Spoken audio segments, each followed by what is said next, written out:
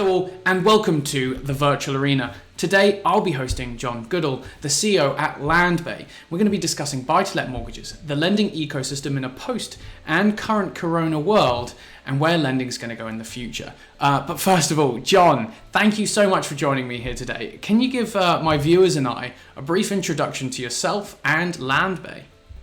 Certainly, and very good to be on and speaking to you today. I'm John Goodall. I'm the CEO and co-founder of Landbay. We launched Landbay in 2014, so now over 6 years ago. Initially, when we launched it, we were a peer-to-peer lender, focused exclusively on the buy-to-let market, and obviously mortgages funded by retail investors in the same way of SOPA and Funding Circle in terms of what they were doing in consumer finance and SME lending. And then over time, we started getting institutional capital on board. And actually, in the end of 2019, we actually closed down the retail business in total. An institution came in and bought that. And so now, effectively, we are what would be called a marketplace lender. So effectively using an institutional-only platform, originating mortgages still in the buy-to-let space. That's absolutely amazing. And I've got to ask, just to kind of give the rest of the conversation a bit of a grounding. What would you have said the defining characteristics of the lending industry, especially when it comes to fintech and lending in that regard, pre-COVID were, and specifically buy-to-let? Well, buy-to-let, I think, if the first quarter of this year was in pretty rude health. I think there was a little bit of nervousness in the tail end of 2019 in the run-up to both the election and also Brexit. But I think we came back from sort of Christmas, New Year with a sort of clear majority, so no sort of uncertainty there. And obviously, we then left the EU, and I think just that certainty of those two outcomes meant that we went, not just ours but competitors, and I think everyone within the housing space, property related, we're thinking actually it's going to be a relatively good year. Not going to be bumper growth, but the economy should grow. And we were certainly very busy in January, February. So we certainly went into the lockdown period, the COVID period, whatever this is going to get called, in a pretty good space. It's hard of me to talk about, the other lending industries, but there was certainly confidence in the economy broadly. So I think most businesses went in to 2020 with fairly sort of optimistic and with some planning to grow. Excellent. Well, I mean, as you've kind of summarised, there's no real defining feature to call it apart from the COVID-19, the pandemic time, I guess you'd say. So how has that changed over the last 3 to 4 months? Well, I think there's two bits really to it. Is that obviously one of the key things for the mortgage industry is people be able to physically value properties. It's something that's very, very important. Despite advancing technology, a lot of funding partners just want that certainty that someone's visited a property and had a look around the inside and check that it's fit, in our case, in buy-to-let, in a fit state to rent out. And obviously that stopped. And so although there was, we were still receiving applications, that we couldn't really move them on. And that's the same for large parts of the mortgage industry. And obviously people couldn't, in terms of purchase, people couldn't go and view properties to purchase as well. So in that period, certainly sort of tail end of March to sort of mid or 2/3 of the way through May, the market really stopped. I mean, anything that was already illegal could still complete. So actually we were still completing mortgages, but effectively anything sort of that was new and fresh was just really frozen until values could return. Gosh, I mean, it's just absolutely incredible to hear how different industries either just freeze almost, or and then some kind of carry on trying to pretend business is normal, and some really kind of almost galvanize from it. I mean, even though the industry may not have had a brilliant time, by the end of March, I think, am I correct in saying that you were the only buy-to-let mortgage lender that made it into Tech Nation's Future 50 index of UK's most successful companies? And yeah, I mean, what does that mean, having such a a tech-driven core for a lender like yourself? Yeah, so you're right. We obviously we're a fintech. We're a combination of people who've got a lot of deep mortgage expertise, and particularly buy-to-let mortgage expertise, and then we've got a large tech and product team as well. So we're bringing that whole.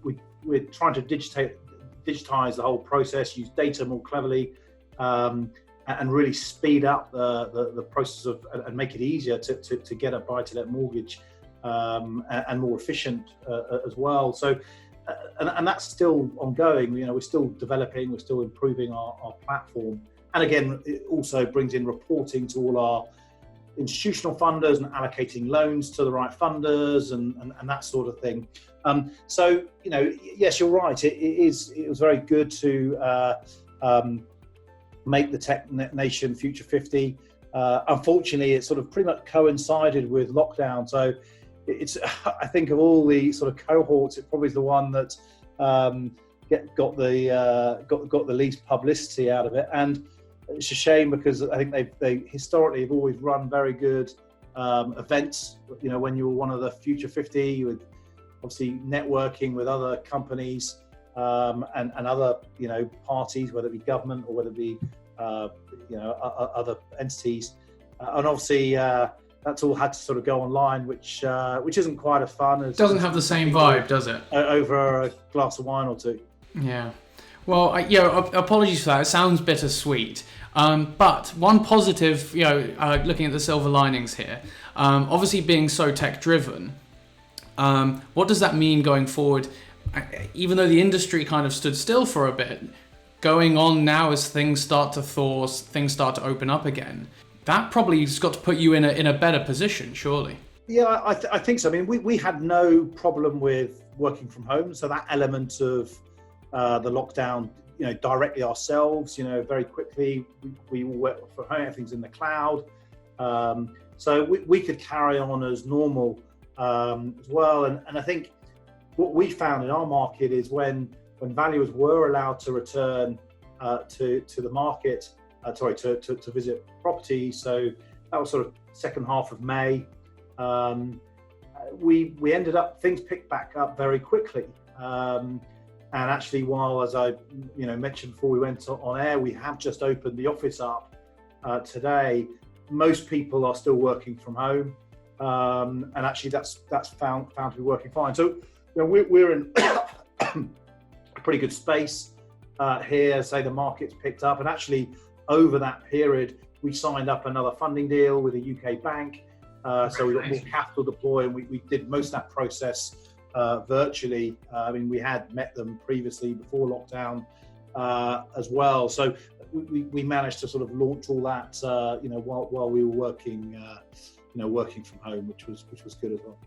That's absolutely brilliant. And kind of taking a step back then, as we mentioned, tech seems to be quite at the core. What was the impetus to try and be the most futuristic buy-to-let lender out there, or was it something that just kind of came about at the same time as the kind of fintech revolution that kind of went hand in hand with really what you thought you could achieve in the industry? Yeah, I mean, I think to begin with, again, as I said, we were a peer-to-peer, and so our initial thought was, how do we create access to buy-to-let mortgages for retail investors? And so our tech was very much focused on that, splitting these large loans. Obviously, consumer loans where peer-to-peer started were typically £10,000 loans.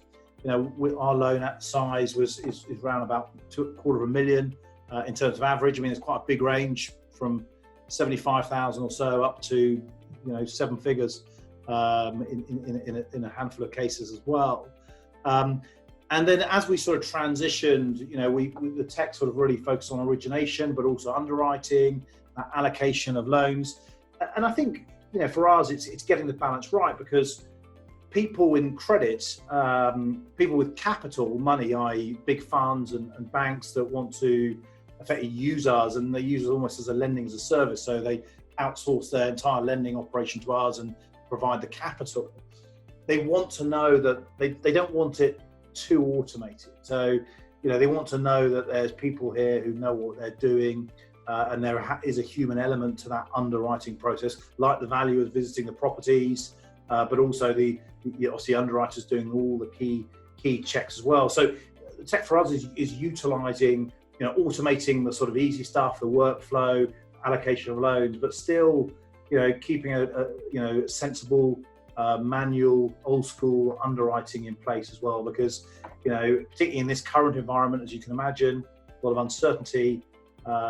People are very worried. Obviously credit performance is very, very important, and people want to know that those processes have been followed properly. I can imagine. And that actually leads me on to a question I was going to ask you later on in the conversation, but I think now is a good time to ask.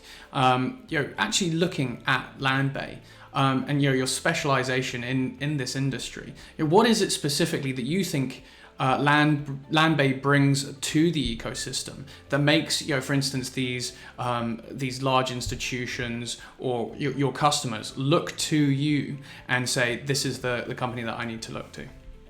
Yeah, so I think there's obviously a number of counterparties there. We sit in the middle between borrowers, and also they approach us via mortgage brokers. So what we offer them, but also what we offer on the other side, like you say, to those investors, banks, funds that want to fund mortgage. And so, broadly speaking, the counterparties want to work with someone that has very, very good service levels. And so, for a borrower, what does that mean? That means we're very, very quick. We're speedy. We do things very, very quickly. We give answers quickly, and that answer, obviously, in a lending business is sometimes no, but we do it very, very quick. We do things as quickly as we can, and the process is as smooth as possible. And then on the other side, it's exactly the same thing. I mean, what do institutions want? They want to know they can trust you, that you're going to go through the process. They're deploying hundreds of millions of pounds on our platform. And so obviously they're taking quite a lot of risk on us to do what we're saying do. So they've got to build up trust. How we report regularly data in terms of their pipeline, how their loan performances are, and they need to know that we're experts in the area, but also we can deliver. They want, 100 million pounds of mortgages. We can deliver it for them because of our service reputation on the other side. So, really we use a combination of human expertise, but also technology to deliver that superior service. And, I know you mentioned we're sort of Tech Nation Future 50, but we've also won a lot of the Best Buy-to-Let Lender of the Year awards against far, far bigger banks as well. And again, that's really down to the sort of service levels that we provide. Definitely. I think you've hit the nail on the head that nowadays in today's digital environment, people want to get answers incredibly quickly. I think that's the main thing they look for. So that's absolutely brilliant to hear that you've hit the nail on that head. Now, obviously we've spoken about your customer experience and the innovations that you've had to lend you these plaudits. But I mean, what are you looking to do to continue this upward trend when it comes to innovating on your platform? How do you look at innovation and what's really next?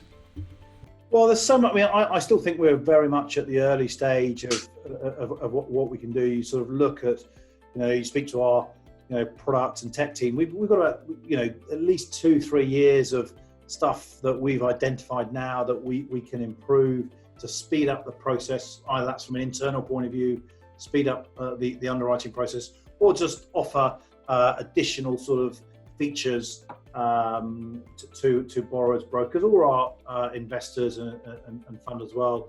So there's a hell of a lot more we can do on that space across the board. Some of it is behind the scenes, and I always think in many cases the best technology is behind the scenes.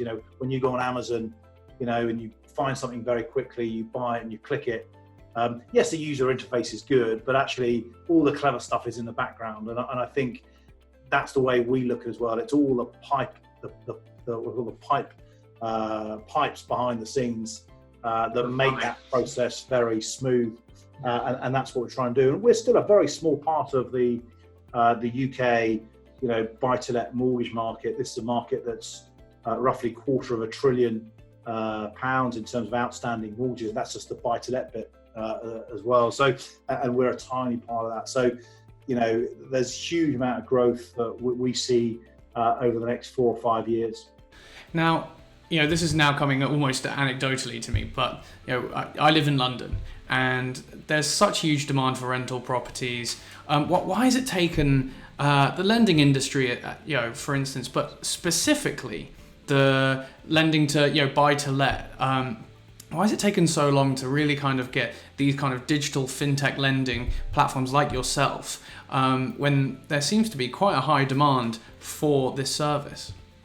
Yeah, I mean, buy-to-let mortgages have been around for a while, so we haven't invented anything new there in terms of buy-to-let mortgages.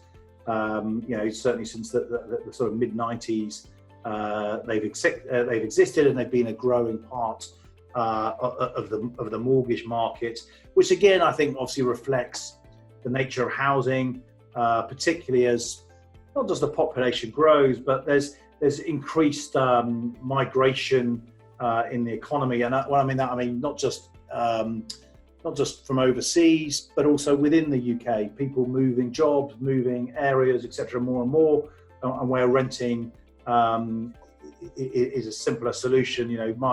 My father, he started working for a firm when he was 23, 24, and worked there for 25 years.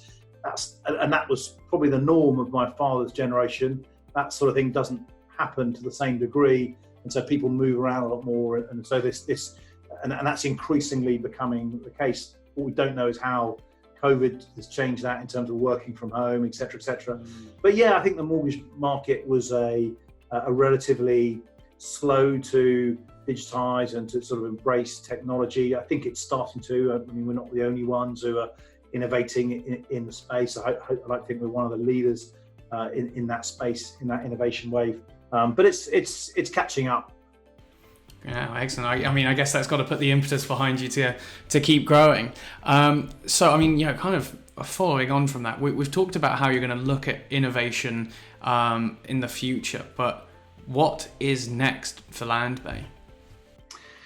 It really is just to do more of the same. I mean, my take on things, and I think a lot of businesses go wrong when they try and do things they don't know much about. And I think if you find something you're very good at, and I like to think we are, and it's a big niche. I mean, as I say, it's a $250 billion market. $250 trillion market, 250 billion. So it's not like there's not an opportunity to build a sizable business here. And I think particularly in lending, we know what we're doing in buy-to-let mortgages. To go and suddenly do consumer loans or SME loans, that's when you suddenly, I think, see sort of problems arise, because when it comes down to it, you very much live it, despite how important the tech is, and it is very, very important. It's your credit decisions. Fundamentally, you've got to price loans correctly, and you've got to accept and decline the sort of the right level, if that makes sense. You've got to write good loans and write them at the correct price. And again, you can use data on that, you can use technology, but once you start going outside your comfort zone, you start making mistakes. So it is really just do more of the same, to try and innovate, to try and improve. If we ever get to the point where we're 10-15% market share of the buy-to-let market and we're struggling to grow, then who knows? But that's a long way off. Yeah, well, that sounds absolutely brilliant, and kind of a more general question based on the vertical in the industry. As someone that's not too aware, the regulatory framework for lending and buy-to-let mortgages, do you think that's going to change dramatically because of COVID, as you mentioned, with lockdown and people working from home, and obviously less kind of commercial spaces being used or available? Do you think we're going to see huge changes to the lending and mortgage regulation? Well, so buy-to-let mortgage lending is technically unregulated, or so in that space. And we're a regulated firm because of the peer-to-peer element that we're still, obviously we're not writing any new loans there, but we're still holding some retail client money, not much at all now. But buy-to-let lending itself is not regulated in the same way the mortgage lending is, because they're not consumer loans. We are technically lending to business, even if they're individuals. We are lending to effectively businesses. They're mortgages for business purposes, because they're renting them out. Now, there is oversight from the Bank of England, and the FCA keeps an eye on it. So I'm not saying that it's totally free like that. There is some FCA guidelines, PRA, Bank of England guidelines, that even though we're not a bank, we do follow as well. So there is some intervention. I think what you're starting to see is a focus from the government, and we've certainly seen it over the last few years, on really the quality and regulation of the quality of the properties for rental purposes. And I think that's absolutely right to ensure that houses, flats that are rented out meet a minimum standard.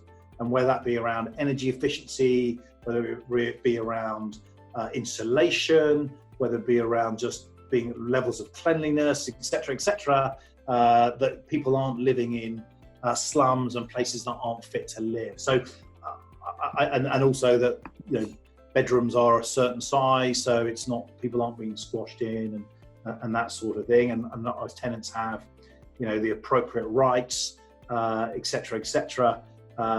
So I think that's good and right, and so we've seen increased legislation in that area over the last few years, and I suspect we will continue to. But as long as that's sensible, it's there for, you know, the tenants to make sure the housing sector is run professionally, and as I said, there's good standards and good quality properties, then I'm all in favour of that. We don't want to see rental properties as a inferior type of housing because it's kind of slum landlords that are looking to exploit tenants. So I think that bit we will continue to see, you know, sort of government oversight. And like you say, there's changing in planning as well that hopefully will help the whole housing sector, where, you know, you may see more offices converted into flats or houses, which again I think is positive for the housing market. We do need more properties. There's certainly been far too few properties built,